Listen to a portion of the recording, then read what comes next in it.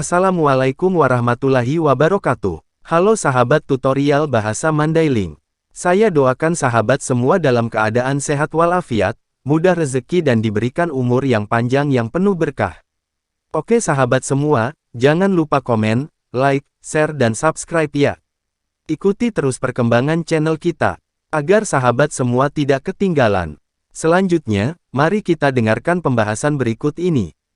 Batak mengenal Raja Rum dari Aceh dan Minangkabau. Raja Rum yang dimaksud adalah Raja Dinasti Ottoman. Betapa istilah Raja Rum begitu melekat di dalam mitos-mitos Melayu, termasuk Batak, bahkan di dalam mantra atau doa pun selalu nama Raja Rum dilibatkan. Raja Rum, selain Raja Uti, mempunyai tempat khusus dalam sejarah peradaban bangsa Batak. Kehormatan dan persembahan diberikan ke hadirat Raja Rum, yang diyakini dapat memberi restu dan berkat bagi kelangsungan kerajaan. Siapa sebenarnya Raja Rum yang terkenal itu? Siapa sebenarnya orang yang setiap tahun katanya menerima persembahan dari raja-raja di tanah Batak, tidak terkecuali dinasti Sisingamangaraja. Diyakini informasi mengenai eksistensi Raja Rum, kalaupun belum pernah melakukan kontak peradaban dengan Batak, masuk ke tanah Batak, kemungkinan melalui dua jalur. Pertama melalui peradaban Batak pesisir di Barus, kedua melalui kerajaan Aceh yang merupakan sekutu dekat kerajaan Batak. Namun tidak tertutup kemungkinan informasi tersebut berasal dari selatan, yakni Minangkabau yang pernah rajanya memakai gelar Raja Mughal alias Mongol. Alasan melalui pesisir Barus, sudah sejak lama Minangkabau mempunyai hubungan dengan kerajaan Barus. Di dalam mitos kepercayaan orang Batak bahwa Iskandar Agung atau Raja Yunani dari tahun 336 sampai 323 sebelum Masehi, mempunyai 3 anak. Anak yang pertama menjadi Raja Stambul atau juga disebut Raja Rum, anak kedua menjadi Raja Cina, dan anak ketiga menjadi Raja Minangkabau. Stambul adalah Istanbul atau Konstantinopel, yang pernah menjadi ibu kota kerajaan Roma atau sama dengan Rum. Pada abad ke-19 Istanbul menjadi ibu kota Kekaisaran Turki Ottoman. Di dalam laporan Nommensen kepada Belanda tentang hubungan pasukan Aceh, atau yang telah menjalin hubungan dengan kerajaan Ottoman, dengan pasukan Raja Sisingamangaraja atau istilah Nommensen Orang Toba, sebagai berikut. Sekarang kita kembali pada cerita perang, pada akhir musim gugur atau akhir November pertengahan Desember 1877, terdengar bermacam-macam desas-desus. Orang Batak yang kembali dari pesisir membawa kabar, bahwa Raja Stambul atau Raja Konstantinopel bersama dengan rakyatnya akan datang ke Sumatera untuk bersekutu dengan orang Aceh. Kalau kerajaan Ottoman tidak lagi bisa bertahan menghadapi Rusia, harinya bendera hijau Nabi berkibar sudah ditetapkan dan umat Islam akan bangkit dan membunuh semua orang kafir dan Kristen.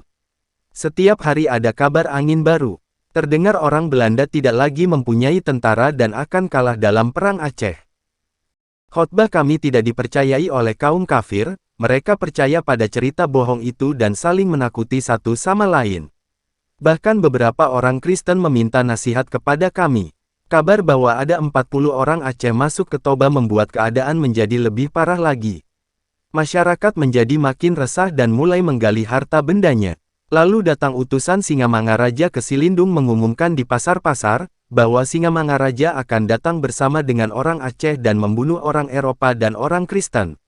Kaum kafir tidak perlu khawatir asal bersikap netral.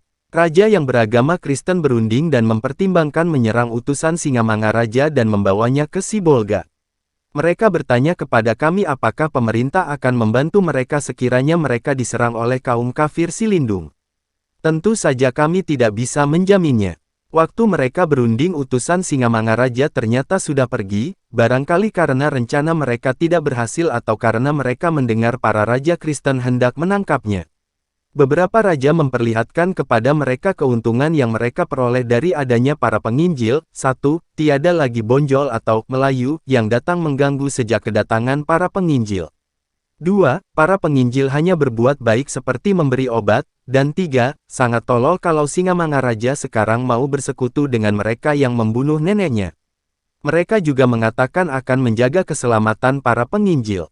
Setelah utusan Singamangaraja kembali mereka membeberkan berita, bahwa orang bonjol akan menyerang lagi, dan bahwa orang Silindung sudah bersekutu dengan orang bonjol.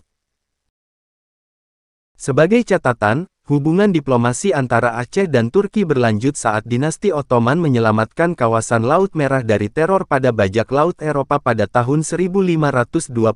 Orang Aceh mengirim utusan ke Turki dan mengemukakan pengakuan mereka atas kedaulatan Turki dengan kepemimpinan khalifah, mengakui posisi Sinan Pasa, dan memakai bendera Utsmaniyah di pelabuhan-pelabuhan, dan mengumumkan posisi kerajaan Aceh sebagai sekutu Utsmaniyah dan melakukan kerjasama saling melindungi.